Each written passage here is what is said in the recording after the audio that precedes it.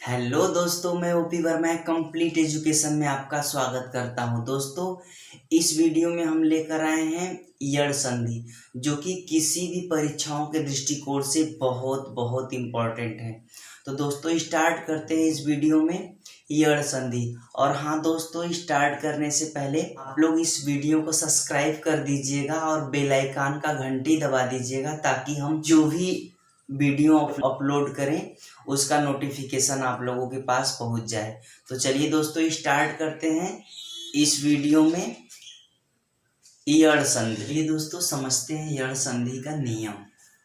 यड़ संधि में होता क्या है ना, यदि ई उ और ऋषि के बाद कोई असमान स्वर आता है तो ई का य हो जाता है, उ का व हो जाता है तथा ऋषि का र हो जाता है। चलिए देख लीजिए यहाँ पर यड़ संधि का नियम।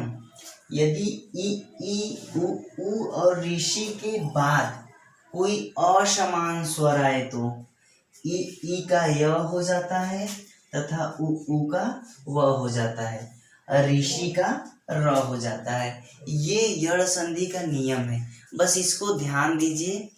ई उ और ऋषि के बाद कोई असमान स्वर आता है तो ई का य हो जाता है, उ का व हो जाता है तथा ऋषि का र हो जाता है। ये यड़ संधि का नियम है।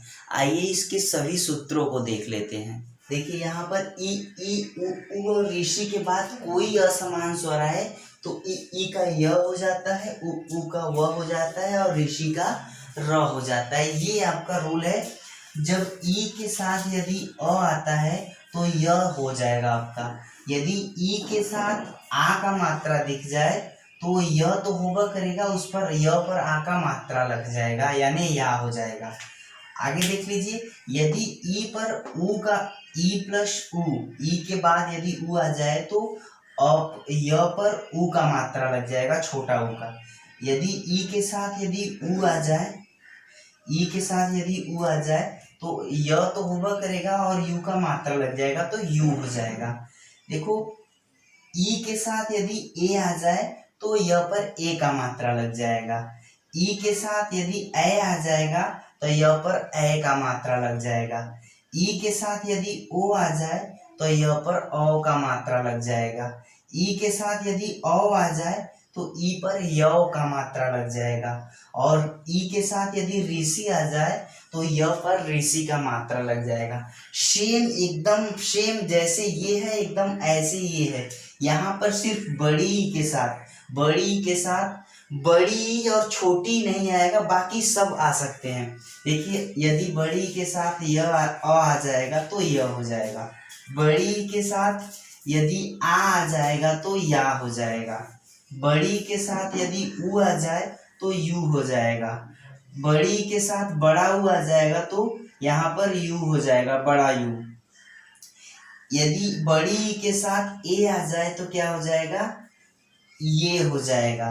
बड़ी के साथ यदि ए आ जाएगा तो क्या हो जाएगा, ये हो जाएगा।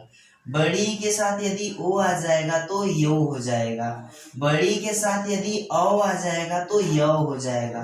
बड़ी के साथ यदि ऋषि आ जाएगा तो य पर ऋषि का मात्रा लग जाएगा।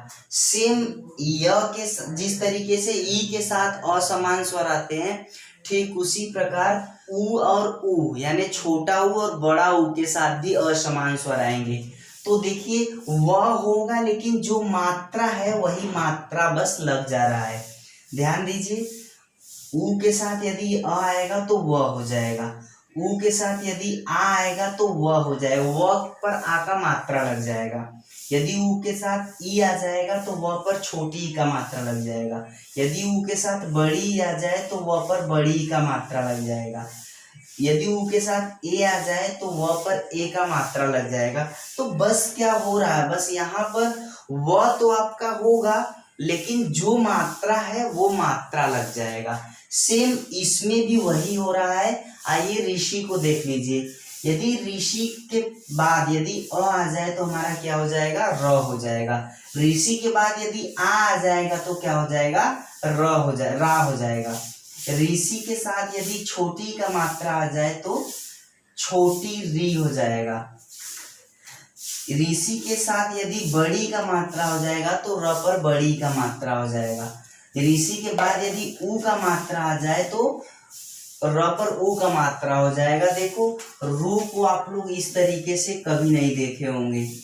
रू को इस तरीके से नहीं लिखा जाता है, रू को इस तरीके से लिखा जाता है और इस तरीके से लिखा जाता है। तो ये दोनों हमारा क्या है, गलत है, और ये दोनों जो हमारा है सही है। तो इस तरीके से लिखा जाता है। यदि ऋषि पर बड़ा ऊ का मात्रा होता है तो र पर बड़ा ऊ का मात्रा लग जाता है। ऋषि पर ए का मात्रा है तो र पर ए का मात्रा हो जाता है। ऋषि के साथ यदि ए आ जाए तो र पर ए का मात्रा लग जाता है। ऋषि के साथ यदि ओ आ जाए तो र पर ओ का मात्रा लग जाता है। ऋषि पर औ का मात्रा यदि ऋषि के बाद यदि औ आता है तो र पर औ का मात्रा लग जाता है। ये था आपका सूत्र। देखिए सूत्र बस समझने के लिए है, हम ऐसा रूल बताएंगे कि ये सूत्र आपको याद करना नहीं पड़ेगा, बस केवल इतनी सी बात याद कर लो। ई उ और ऋषि के बाद कोई असमान स्वर आए तो ई का य हो जाता है, उ का व हो जाता है और ऋषि का र हो जाता है। बस ये बात आपको समझना है। चलिए जानते हैं इसका संधि विच्छेद कैसे करेंगे।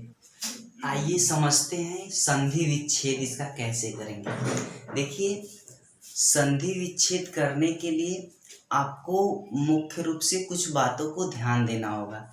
जैसे कोई शब्द दिया है उसको दो भागों में तोड़ना, और दोनों भागों का क्या होना चाहिए, एक एक अर्थ होना चाहिए, पहली बात। और जो दोनों भाग में वो बट रहे हैं उन दोनों भागों को आपको लिखने आना चाहिए शुद्ध शुद्ध, क्योंकि जब आप उसको सही सही लिख पाएंगे तभी संधि विच्छेद आपका शुद्ध शुद्ध होगा, वरना सही नहीं हो पाएगा। यानी सब कुछ आते हुए भी यदि आपको शुद्ध शुद्ध का ज्ञान नहीं है तो गलत हो सकता है। दूसरी बात, अब तीसरी बात ये है कि देखिए हम इसमें यड़ संधि पढ़ा रहे हैं तो यड़ संधि का सूत्र तो आपने बहुत देख लिया है, आप उससे बिल्कुल परेशान मत होइए। बस आपको क्या ध्यान देना है, ई का क्या होता है, य हो जाता है, उ का व हो जाता है और ऋषि का र हो जाता है। बस इन तीन बातों को ध्यान रखते हुए बस आप अब संधि विच्छेद की तरफ आइए। करना क्या है देखिए, और हाँ अब चाहे इसका ट्रिक समझ लो चाहे जो भी समझ लो, हम बता रहे हैं आपको। यदि य या व के पहले किसी भी शब्द में यदि य या व से पहले कोई आधा अक्षर दिख जाए तो वो निश्चित तौर पर 99% यड़ संधि ही होगा। ये बात आप ध्यान रखिएगा। और इसको संधि विच्छेद करने के लिए जैसे यहाँ पर देखिए, अत्यधिक य के पहले आधा अक्षर, इत्यादि य के पहले आधा अक्षर, उपर्युक्त देखिए य के पहले आधा अक्षर, अत्याचार अत्याचार यानी य के पहले आधा अक्षर। जरूरी नहीं य या व के पहले कोई भी आधा अक्षर दिख जाए वो यड़ संधि ही होगा। और संधि विच्छेद करते समय इसी आधे अक्षर पर मात्रा चढ़ाकर देखेंगे ई उ और ऋषि का। समझ रहे हैं ना, मतलब इसी आधे अक्षर पर या तो ई का मात्रा चढ़ाएंगे या उ का मात्रा चढ़ाएंगे और या ऋषि का मात्रा चढ़ाएंगे। अब पता करेंगे कि हमारा पहला शब्द क्या बन रहा है। मतलब जो एक शब्द दिया रहेगा उसको जब आप दो भाग में बांटेंगे तो पहले भाग का अंतिम वर्ण जो होगा वो ई का मात्रा बना सकते हैं या उ का मात्रा बना सकते हैं या ऋषि का मात्रा बना सकते हैं। ये बात ध्यान रखिएगा। जैसे यहाँ पर अत्यधिक है तो अत्यधिक, ये जो अ है फिर आधा त है ना, तो अ फिर आधा त पर या तो हम ई का मात्रा लगाएंगे या उ का मात्रा लगाएंगे या ऋषि का मात्रा लगाएंगे। तो अगर हम त पर ई का मात्रा लगाएंगे तो अति होगा, अगर उ का मात्रा लगाएंगे त पर उ का मात्रा लगाएंगे तो अतु हो जाएगा, अगर त पर ऋषि का मात्रा लगाएंगे तो अत्रि हो जाएगा। तो आपने अत्रि भी नहीं सुना होगा, अतु भी नहीं सुना होगा, और अति सुना होगा। तो देखो अति को हम इस तरीके से अति लिखते हैं, कहीं कहीं अति इस तरीके से भी ऑप्शन में लिखा मिल सकता है। तो ये आपके मेंटल एबिलिटी के ऊपर है कि आप कितना जानते हो शुद्ध अशुद्ध। तो ये हमारा क्या है, गलत है। परीक्षाओं में हो सकता है इस तरीके से भी अति दे दे, लेकिन वो आपका गलत हो जाएगा। तो अति इस तरीके से लिखते हैं, अति हो गया पहला भाग जो हो गया अति। अब अति के बाद अब तुरंत क्या हो जाएगा, अति धन अधिक, यानी ई के बाद तुरंत क्या आना चाहिए, अ आना चाहिए। यानी यहाँ पर क्या है, इत्य, य में आधा अ छुपा है, अ छुपा है, तो आपको क्या करना है, अधिक लिख देना है, ये अधिक, अति धन अधिक बराबर क्या हो जाएगा, अत्यधिक। इसी तरीके से इत्यादि का करिए, देखिए इत्यादि ई हो गया। अब आधा त पर मात्रा चढ़ाएंगे, या तो ई का या ऊ का या ऋषि का। तो इति, इतु, इत्री। तो आप लोगों ने इति सुना होगा लेकिन इतु नहीं सुना होगा। तो जो बन रहा है शुद्ध शुद्ध वो आपको मिल जा रहा है। तो इति प्लस आदि, इति प्लस आदि बराबर क्या हो जाएगा, इत्यादि। इसी तरीके से उपर्युक्त, तो उपर्युक्त का देखिए यहाँ पर ऊप, अब उसके बाद प के बाद आधा र है, तो र पर छोटी ई का मात्रा या ऊ का मात्रा या ऋषि का मात्रा लगाएंगे, तो ऊपरी, ऊपरु, ऊपरी, यह का ऋषि का मात्रा। तो आप लोगों ने ऊपरी सुना होगा, तो ऊपरी को इस तरीके से लिखा जाता है, ऊपरी धन उक्त, ऊपरी धन उक्त बराबर क्या हो जाएगा, उपर्युक्त। अत्याचार का देख लीजिए, अत्याचार का क्या हो जाएगा, अति धन आचार, अति धन आचार बराबर क्या हो जाएगा, अत्याचार। बात समझ में आ गया। संधि विच्छेद कैसे करेंगे, इसमें कोई दिक्कत नहीं है, आप बड़े आसानी से कर लेंगे। चलिए कुछ और शब्दों को हम देखते हैं। आइए देखते हैं मध्वालय। मध्वालय का संधि विच्छेद करेंगे तो ये हमारा क्या हो जाएगा। अब देखिए म, अब ये आधा ध है, आधा ध पर ई का मात्रा, ऊ का मात्रा, ऋषि का मात्रा लगाइए, तो मधी, मधु, देखिए मिल गया ना, जो सही शब्द हो रहा है वो मिल जा रहा है। तो यहाँ पर क्या हो जाएगा, मधु, मधु को इस तरीके से लिखते हैं, मधु धन क्या हो जाएगा, आलय, मधु धन आलय बराबर क्या हो जाएगा, मध्वालय।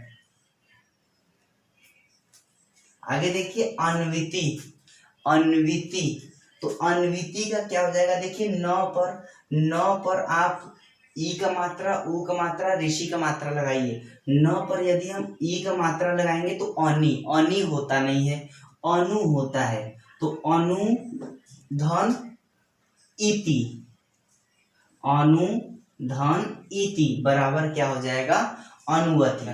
प्रभवेषणा, देखिए फिर से प्रभ, आधा भ है ना, तो देखिए प्रभ, भ पर ई का मात्रा, ऊ का मात्रा और ऋषि की मात्रा लगाइए। तो जब ऊ का मात्रा लगाएंगे तो हमारा प्रभु धन एषणा, प्रभु धन एषणा बराबर क्या हो जाएगा, प्रभवेषणा।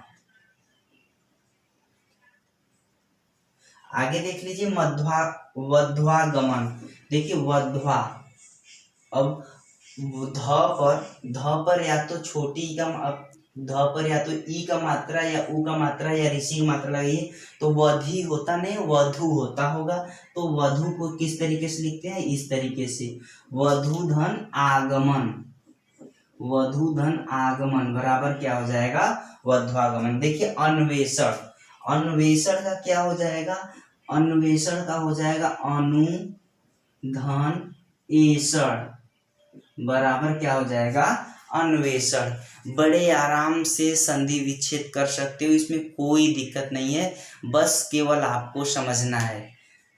समझ रहे हैं ना, बस ये बात समझ लीजिए, और फिर जो करने का हमने तरीका बताया है वो बात समझ लीजिए, बड़े आसानी से कर लेंगे, कोई दिक्कत नहीं होगा। चलिए हम ऋषि का भी समझ लेते हैं। आइए देखते हैं ऋषि के कुछ शब्द, क्योंकि ऋषि के बाद भी कोई असमान स्वर आए तो उसको आप किस में कन्वर्ट करेंगे, उसको र में कन्वर्ट करेंगे, ये सूत्र में पता है। अब इसके बाद आपको यहाँ पर समझना है कि हमको संधि विच्छेद कैसे करना है। देखिए पितृधन अनुमति, अच्छा पितृधन अनुमति, तो पितृ को यदि हम इस तरीके से लिखेंगे तो क्या ये गलत नहीं होगा। पितृ को हम कैसे लिखते हैं, इस तरीके से लिखते हैं पितृ, पितृधन अनुमति, पितृधन अनुमति, पितृधन अनुमति बराबर क्या हो जाएगा, पितृनुमति। अब समझिए, यहाँ पर ध्यान से समझिएगा। अब यहाँ पर हम इस तो में से जो है ऋषि का मात्रा निकाल दे रहे हैं, त्र में से ऋषि का मात्रा निकाल दे रहे हैं और ये हमारा अ हो जाएगा।